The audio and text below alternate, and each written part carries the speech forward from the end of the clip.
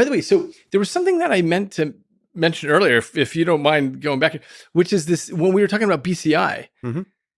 So I don't know if you know this, but what I'm spending 90% of my time doing now is running a company. Mm-hmm. Do you know about this? Yes. Oh, I wasn't sure what the company is involved in. Right. So Can you talk about it? Yeah.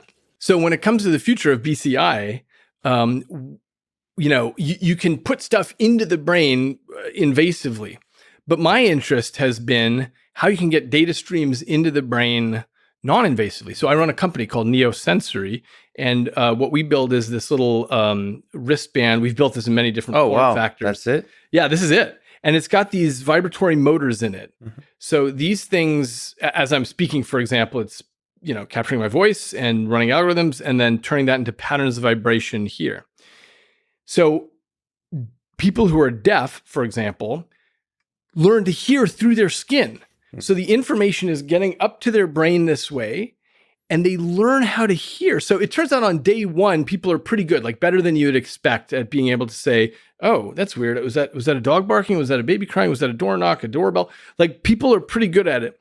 But with time, they get better and better.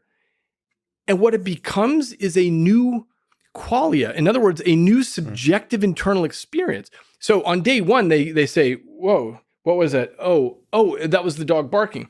But by, 3 months later, they say, oh, there's a dog barking somewhere. Oh, there's the dog. That's fascinating. And by the way, that's exactly how you learned how to use your ears. So of course, you don't remember this, but when you were an infant, all you have are, your eardrum vibrating causes spikes to go down your auditory nerves and impinge on your, auditory cortex. Your brain doesn't know what those mean automatically, but what happens is you learn how to hear by looking for correlations. You clap your hands as a baby, you look at your mother's mouth moving and that correlates with what's going on there. And eventually your brain says, all right, I'm just going to summarize this as an internal experience, as a conscious experience. And that's exactly what happens here. The weird part is that you can feed data into the brain, not through the ears, but through any channel that gets there. As long as the information gets there, your brain figures out what to do with it. That's fascinating. Like expanding the set of sensors. Could be arbitrarily.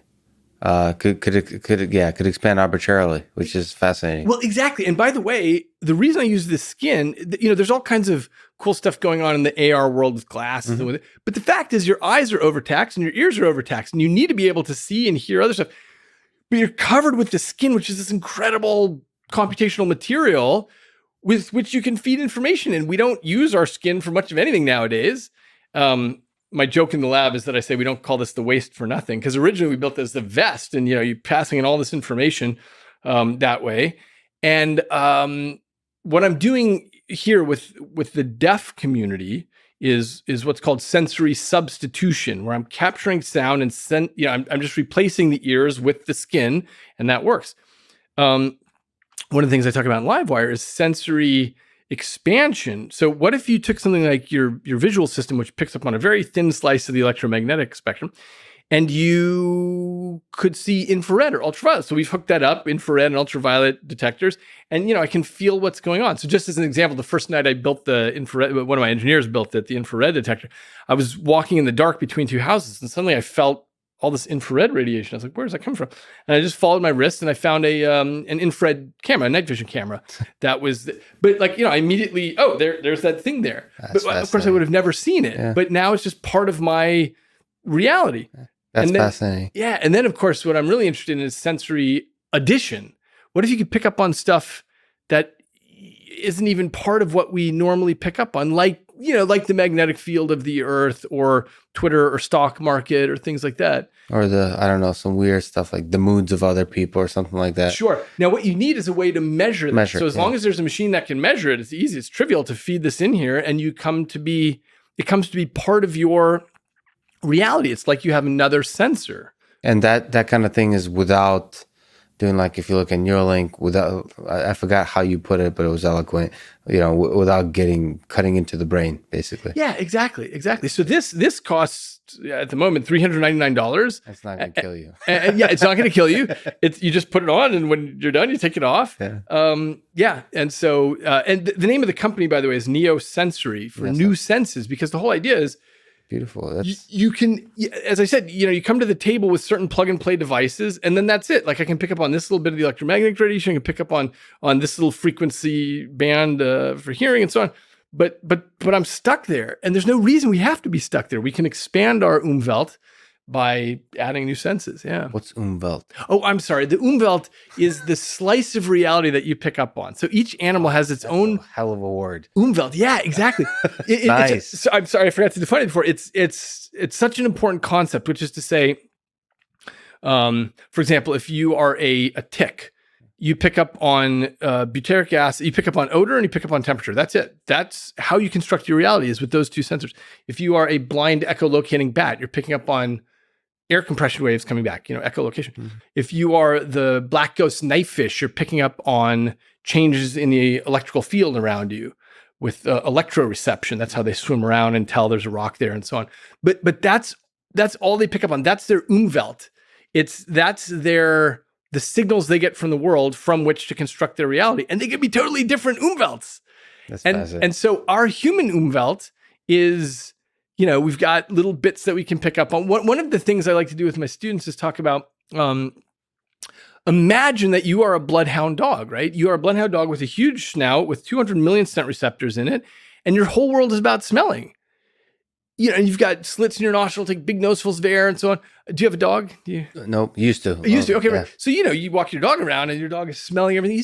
The whole world is full of signals that you do not pick up on. And so imagine if you were that dog and you looked at your human master and thought, my God, what is it like to have the pitiful little nose of a human? Yeah.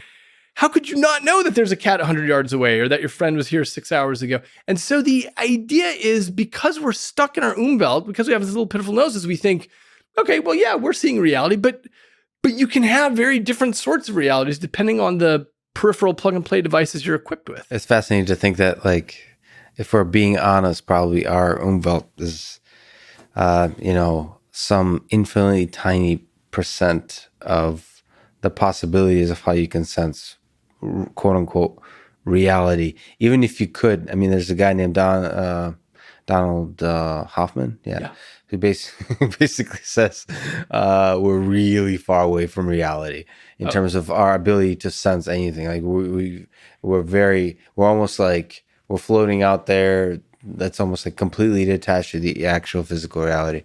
It's fascinating that we can have extra senses that could help us get a little bit closer. Exactly. And by the way, this has been the fruits of science, is realizing, like, for example, you open your eyes and there's the world around you, right? But of course, depending on how you calculate it, it's less than a 10 trillionth of the electromagnetic spectrum that we call visible light. The reason I say it depends because, it's actually infinite in all directions, presumably. Yeah. So that's exactly that. And then science allows you to actually look into the rest of it. Exactly. Start understanding how big the world is out there. And the same with the world of really small and the world of really large. Exactly. That's beyond our ability to sense. Exactly. And so the reason I think this kind of thing matters is because we now have an opportunity for the first time in human history to say, okay, well, I'm just going to include other things in my Umwelt. So I'm going to include infrared radiation and have a direct perceptual experience of that. And so I'm very, I've given up my lab and I run this company 90% of my time now. That's what I'm doing. Wow. I still teach at Stanford and I'm, teaching courses and stuff like that. But this is this is your passion. The fire is on this. I feel like this awesome. Is the most important thing that's happening right now. I think that because that's what I'm devoting my time in my life to. But it's a brilliant set of ideas. It certainly is like it's a step in a very vibrant future, I would say. Like the possibilities there are endless. Exactly. So if you ask what I think about Neuralink, I think it's amazing what those guys are doing and working on, but I think it's not practical for almost everybody. For example, for people who are deaf, they buy this and, every day we're getting tons of emails and tweets and whatever from people saying, wow, I picked up on this and that and that. I had no idea that was I didn't even know that was happening out there. Yeah. And they're coming to hear through this. By the way, this is, less than a tenth of the price of a hearing aid and like 250 times less than a cochlear implant. Mm-hmm.